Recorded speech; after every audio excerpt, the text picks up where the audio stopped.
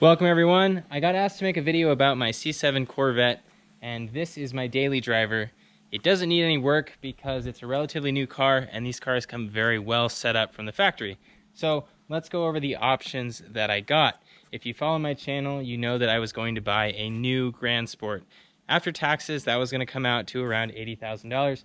And when I saw how fast the base model had depreciated, I figured to take a closer look at the base model and see what options they came with and if it would be really worth the extra cost to go up to the Grand Sport. Now the cost for this was under $40,000 after taxes, and this car has 50,000 miles on it. It still has warranty on it, and the warranty will run out sometime next year, and then we can begin modifying the car. And so that was beneficial to me, especially for YouTube, because I do like to modify the Corvettes.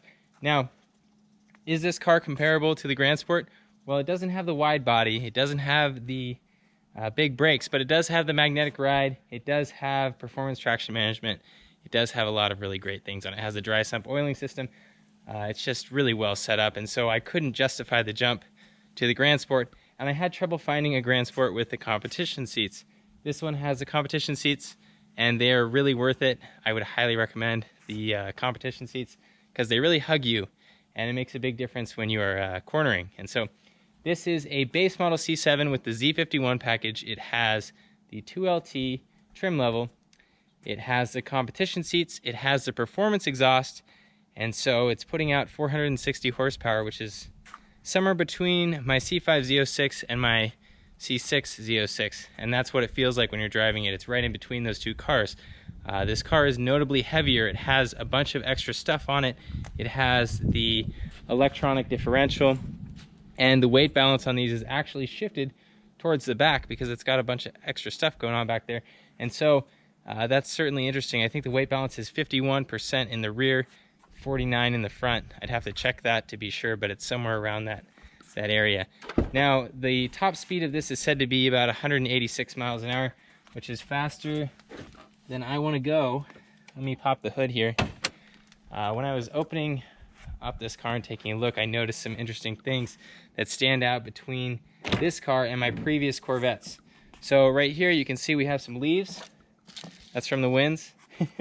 Down here you notice that the power steering reservoir is gone, and compared to my other Corvettes, that was super interesting to see that they have an electronic power steering rack, and so that is certainly new. There's quite a bit more room in here, it looks like. So it looks like a header swap would be easy on this side. Then when you go over to that side, the dry sump tank and some other stuff is in the way, and it looks like it would be a headache. So I'm probably just going to leave this engine alone for now. As far as issues, when I got this car, same issue that I've seen on the C5 and C6. They still haven't fixed the clutch system, and so when I opened up the clutch reservoir, it was empty. The car was still drivable, but I had to add fluid to it, and for some reason the Corvettes always have some weird issue going on with the clutch system. I put fluid in and it was fine, so no squishy pedal like the C6 or the C5, so I guess they must have improved it, but still, seeing the clutch reservoir empty was surprising to me. I looked it up, other people have had the same issue. We have these massive wheels. We have 19-inch wheels in the front, 20-inch in the rear, and I'm not a big fan of these giant wheels because they're so big. Tires are a little bit expensive, so we're going to put a different wheel set on for the racetrack. The brakes, we finally have a fixed caliper. We do not have a two-piece rotor. We do not have directional veining in the rotor, so we're going to ditch these rotors for something better, put a racing pad in there, and then upgrade all the fluids. I already did an oil change on that. You guys saw the video. Coming in here, this is what the competition seats look like. They're very nice seats. Very surprising to see how far they came when going from the C6 to the C7. The whole interior is just a major step forward. The shifter, you can see there's 7 speeds on this. It's a TR6070 transmission. So let's start her up.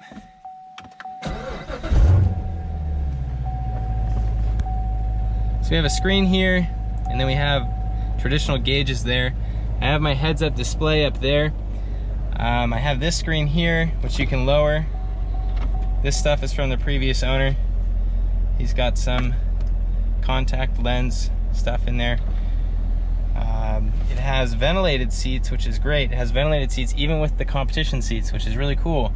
The heated seat feature doesn't seem to work well. I'm in Southern California, so it's not that big a deal. the cup holder is not great. It has this little plastic piece that just falls out. So when you put your drinks in here, they just flop around. This piece is known to get wavy over time. You can see that this one needs to be replaced. So this is something to look forward to if you get a C7. That is it for that.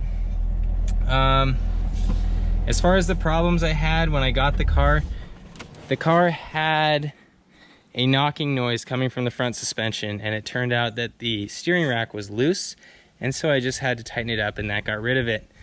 I think I had one other issue. The transmission. On these Tremec transmissions, first, second, and third gear when it's cold are a little bit notchy. That's normal. One thing that you can do is change the fluid. It makes a big difference. Even though this car is still under warranty and I could bring it into them and complain about it, it's probably not going to do any good. And so I'm just going to try to fix it myself. That's a typical issue with these transmissions, a typical complaint. Now let's talk about the driving modes. Let's go back in. There's not much to talk about outside. The roof actually comes off on this, so we can go ahead and take that off. This is very light. Actually very impressive coming from my C6, how light they made this panel. Let me show you how this panel goes in here. You still have a fair amount of space underneath the panel for groceries and whatnot, which is really convenient. It's really secure in there. It has these little pieces down here that it snaps into. I don't know if you can see in there, you probably can't.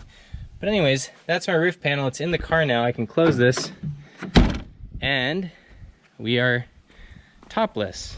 No top. There's a view into the car. You can see what it looks like from a wide angle. The more that I drive this, the more I notice little details, like they have a Corvette logo in the light right here, and then even on the back window they have tons of little Corvette logos on the window. And so super cool to see all that as you work on the car and get more used to it. Let's go inside and talk about driving modes. So if I turn the driving mode with this, you can see up here we're going to go from touring to sport, and the exhaust gets louder.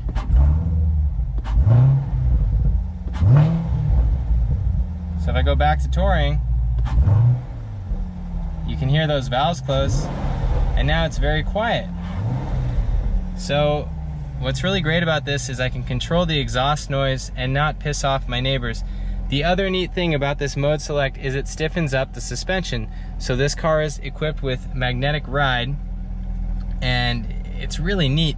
We're gonna go into track mode, and so I'm gonna hit this mode select down here, turn it right twice. I'm in track mode.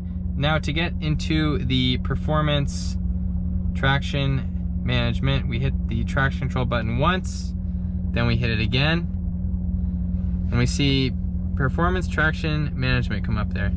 And we can go between wet, dry, and whatever, but we're gonna go into wet right now because it is wet outside.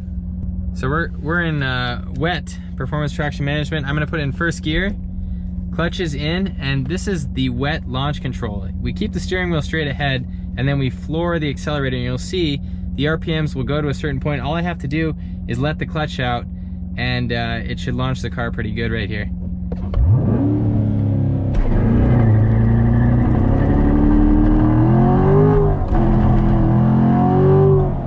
So even in the wet, you can see that the car really took off great. I'm gonna go back into regular mode here, touring mode.